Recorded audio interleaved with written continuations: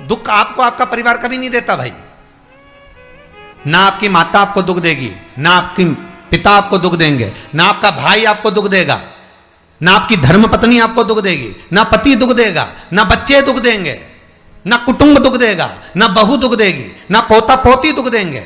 आप में से कितने लोग हैं जो टीवी पर कथा सुन रहे हैं और उनका परिवार उनको दुख दे रहा है? कितने लोग हैं ऐसे? कभी विचार करना एकांत में बैठकर कि आपको ना आपकी पत्नी दुख दे रही है, ना आपको आपका पति दुख दे रहा है, ना आप अपने पति को तलाक दे रहे हो, ना आप अपनी पत्नी को तलाक दे रहे हो, ना आपका बेटा आपको दुख दे रहा है, ना आपकी बहू आपको दुख दे रही है, ना आपका कुटुंब के लोग, परिवार के लोग, भाई आपको दुख दे रहा है। ये कहीं नहीं हो सकता। भाई भी आपको दुख नहीं दे रहा, ना आपके परिवार वाले, ना नातेदार, ना रिश्तेदार, ना मित्र, ना सखा, ना दोस्त, कोई आपको दुख नहीं देता।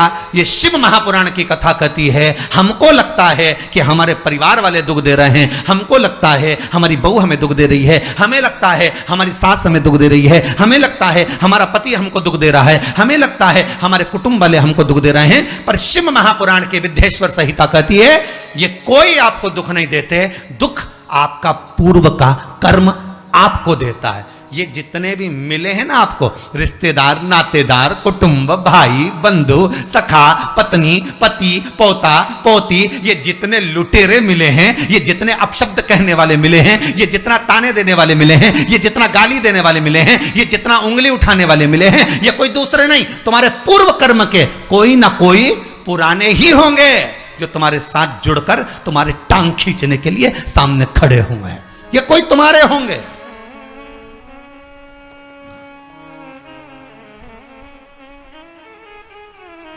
तो ये सब दिमाग से निकाल दीजिए आप, आपके ये चित्तवृत्ति बुद्धि से ये बात सब निकाल दो। जितने लोग कथा सुन रहे हैं ना, अपनी बुद्धि से निकाल देना कि मेरी बहू मुझे गाली दे रही है। हाँ, तूने किसी गाय को रोटी नहीं दी और दी भी होगी, दूसरी बार गाय आ गई होगी तो डंडा मार के भगा दिया, वही बहू आई है, वाणी के डंडे कुदा रही है।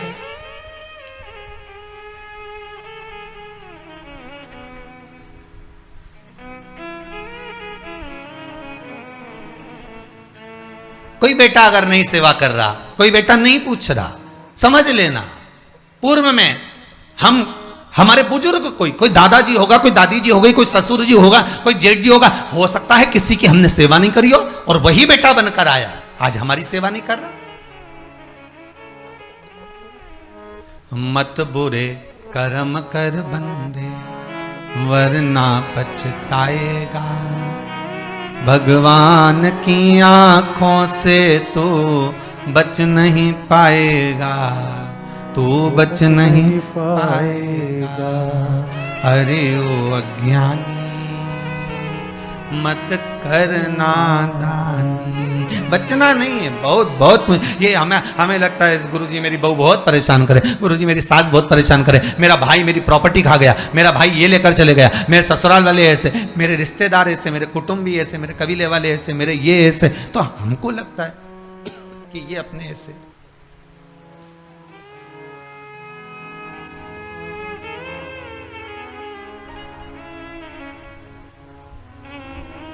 हमको लग रहा है कि ये हमारे ऐसे हैं, हमारे को लूट रहे हैं, हमको ऐसा परेशान कर रहे हैं, हमको ऐसा कर रहे हैं, पर नहीं भाई। शिव महापुराण की कथा कहती है कोई हमको कष्ट नहीं देता। एक बार पहले भी कथा में कहा, आज फिर कह रहे हैं आपको महाराज, फिर कह रहे हैं, आज फिर कह रहे हैं।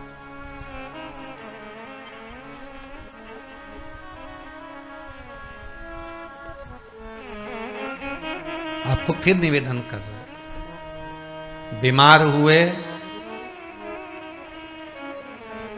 देवास में, बीमार हुए भोपाल में, बीमार हुए सीहोर में, बीमार हुए कहीं, डॉक्टर को दिखाने जा रहे हैं इंदौर, डॉक्टर को दिखाने जा रहे हैं भोपाल, डॉक्टर को दिखाने जा रहे हैं देवास, मुंबई, पुणे, जहाँ तहाँ हम डॉक्टर को दिखाने के लिए जा रहे हैं। वहाँ हॉस्पिटल में हमने सुई लगवाई, इंजेक्शन लगवाया, वहीं से कहीं कुछ चीरा फाड़ी कर दी, ऑपरेशन कर दिया।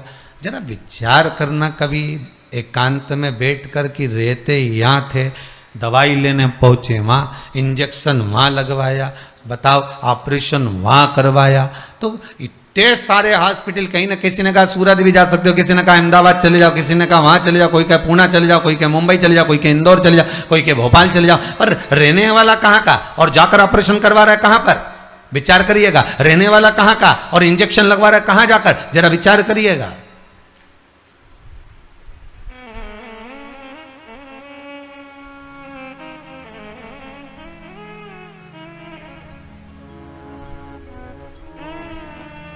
और कितने डॉक्टर, ऑपरेशन करने वाला कोई विशेष, कितनी डॉक्टर सिस्टर, इंजेक्शन लगाने वाली कोई विशेष वहां बैठी है, उसको तुम नहीं पहचानते, वो आपको नहीं पहचानते। अभी अभी कोरोना का टीका लगवाया होगा, वैक्सीन लगवाई होगी, इंजेक्शन लगवाया होगा, कोरोना महामारी का लगवाया सबने। अब लगवाया तो उसमें आपके मन में विचार तो आया कि ना तो हम इस सिस्टर को पहचानते, ना हम इस डॉक्टर को पहचानते, गए और सुई लगवा के आ गए, पर उसने हमको कष्ट तो दिया, भले वो थोड़ा सा चुभाया पर कष्ट तो मिला। पर विचार करा कि ये क्यों मिली, कारण क्या था, इसी ने क्यों चुभाया? हो सकता है पूर्व में तुमने भी इसको कोई कष्ट दिया होगा, हिसाब बराबर करने के लिए यहां लाके छोड़ दिया। वो दुनिया के लोगों ने कहा है ना कि ये कोरोना महामारी को उपजने वाला, वो चीन के ऊपर लोगों ने कहा कि उन्होंने इस कोरोना महामारी को प्रकट कर, अब उनने तो कर दिया, उनने तो संसार में विनाश का कारण बना दिया, पर फिर प्रकृति ने क्या करा? आज की स्थिति में प्रकृति क्या कर रही है? फिर वो भी अंदाजा लगाओ। कहीं मालूम पड़े मिट्टी हवा में उड़ रही है, ऐसी उड़ रही है गीली कि सब गाड़ी ने बंगला सबके धो दिया उसने। फिर बचा कुचा था, पानी की बाढ़ आ गई। अगर हम दूसरे को कष्ट दे रहे हैं, हम दूसरे पर उंगली उठा रहे हैं, हमने एक उंगली अगर किसी पर उठा दी, हमने उंगली उठाकर कह दिया वो ऐसा है, उसने ऐसा करा, उसने वैसा करा, हमने एक उंगली उठा दी, भले तुम विद्वान हो, भले तुम्हारे में विद्वत्ता है, पर हम किसी पर अगर एक उंगली उठा रहे हैं तो ये 3 उंगलियां हमारे भीतर जा रही है कि अपने अंदर झांक कर देखो कि आप कैसे हो,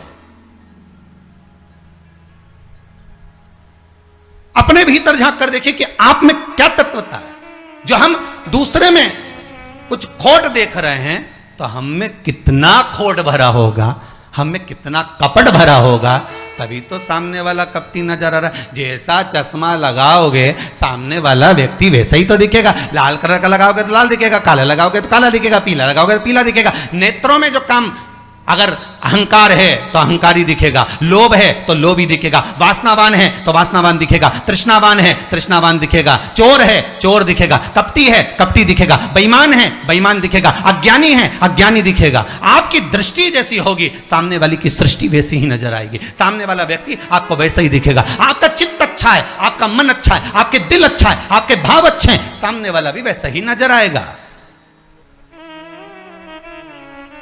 भगवान कृष्ण ने भेजा था दुर्योधन को अच्छा ढूंढने के लिए, एक अच्छा नहीं मिला। युधिष्ठिर को भेजा था पूरी पृथ्वी पर से कोई बुरा व्यक्ति ढूंढ कर लाओ, युधिष्ठिर को बुरा नहीं मिला, क्योंकि उसकी युधिष्ठिर की बुद्धि में, चित्त में ये भरा था, उनकी वृत्ति में ये भरा हुआ था कि बुरा कोई है ही नहीं, संसार में कुछ ना कुछ अच्छाई दिखी जाएगी। बुरा जो देखन में चला बुरा न मिलिया कोई। हम देख रहे हैं, हम चित्तवृत्ति से, हम विचार,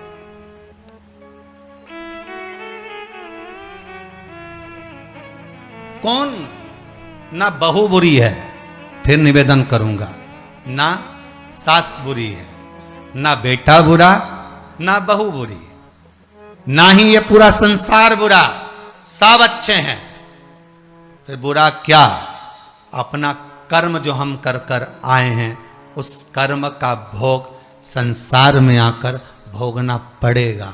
एक रोटी भी हमको खाने को मिल रही है तो हमारे पूर्व के किए हुए कर्म के अनुसार मिल रही है। दुख भी अगर हमको मिल रहा है तो हमारे पूर्व के कर्म के अनुसार मिल रहा है। सुख भी मिल रहा है तो हमारे पूर्व के कर्म के अनुसार मिल रहा है। हम जैसा कर्म करें उसके अनुसार हमें फल मिल रहा है।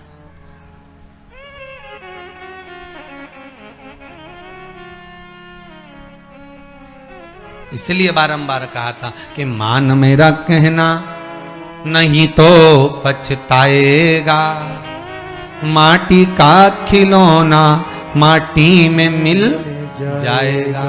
हेट बूट सूट सब यहीं रह जाएगा और माटी का खिलौना माटी में मिल जाएगा। ये हेट रह गया, ये बूट रह गया, ये सूट रह गया, सब पड़ा की पड़ा रह गया, सब धरा की धरा रह गया। इसका मूल तत्व क्या है? इसकी महत्वता क्या है?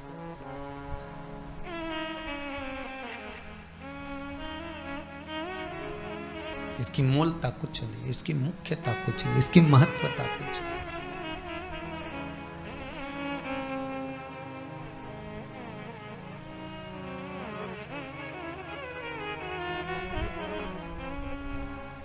किले भोले का नाम, भगवान शिव का मंत्र, नाम स्मरण जप कीर्तन सुख दे।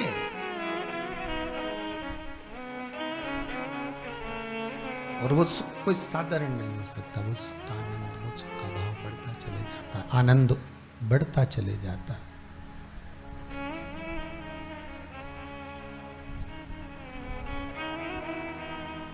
ले भोले का नाम काहे यूं भटके, मिलता है आराम काहे यूं भटके। इस शिव का नाम लेकर हम जब शंकर का नाम लेकर जब अग्रण्य हो जाएं, प्रेशर खोलिए महाराज, प्रेशर खोलिए। हम शिव का नाम लेकर जब अग्रण्य बढ़े, आगे बढ़े, शंकर का नाम लेकर जब अग्रण्यता के भाव की ओर बढ़े, तो जीवन का सुख क्यों ना मिलेगा सर? वो जीवन का आनंद क्यों ना मिलेगा महाराज? शिव पुराण कह रहे हैं कोई बुरा नहीं संसार में। ये जितने नाते रिश्ते कुटुंब कबीले बनते चले जाते हैं, ये हमारे कर्म के अनुसार बनते चले जाते हैं, कर्म के अनुसार। ये कोई दूसरा बनाता नहीं है। जैसा पूर्व में कर कर आए हो, वैसा आपके सामने आपका व्यवहार सामने वाले का प्राप्त होगा, वैसा व्यवहार प्राप्त होगा।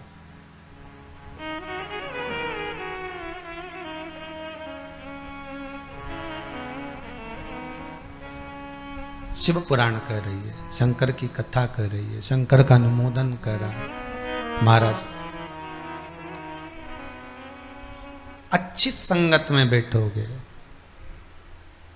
अच्छी संगत में अगर विराजमान होगे तो सुख अपने आप मिलेगा। माता के गर्भ से अगर आपका जन्म हुआ है तो कुछ अच्छा करने के लिए ही हुआ है। अगर आप बैठकर आस्था चैनल के सामने शिव महापुराण की कथा सुन रहे हो तो अपने आप को गौरवान्वित महसूस करना। थोड़ा न थोड़ा परमात्मा की कृपा, पूर्वजों का आशीर्वाद आपको ऊपर हुआ है, इसलिए आप शंकर की कथा को सुन रहे हो, शिव का भजन कर रहे हो। श्रावण के महीने में आज शिवरात्रि के दिन शंकर का अनुमोदन कर रहे हो।